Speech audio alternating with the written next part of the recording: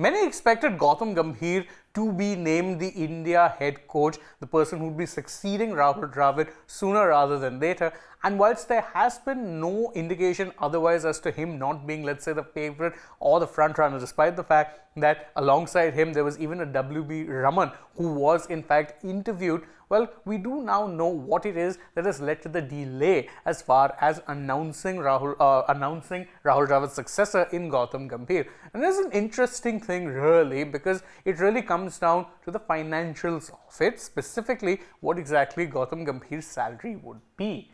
Now, we know that Gambhir's announcement was imminent, but the fact that it still hasn't been officially confirmed has led to a lot of, let's say, questions being asked by cricket fans as to whether or not it will be happening and when exactly it is that it could be happening. Now, the thing that we've got to know, according to a report in the Indian Express, is that Gambhir, as things stand, is negotiating his salary with the board and is in the final stages of the salary advancement, which is why the announcement has not been made yet. So only when all of the negotiations are done and when Gambhir finally puts pen to paper will you see the official announcement come from the BCCI. But this isn't the only really interesting thing that we've gotten to learn. There's another rather small but interesting factor when it comes to the Gambhir era, and he will be given free rein, we are being told, to pick his support staff. So there's no guarantee that the current support staff, even though a lot of them were given extensions, may very well not be a part of, let's say, the Gambhir era. You could be seeing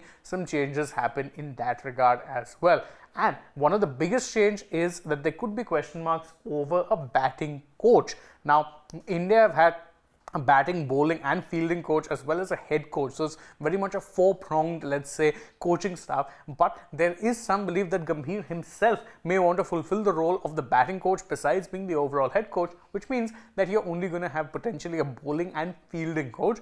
If he is to go that route, it would make sense given Gambhir himself was an accomplished batter across all three formats of the game.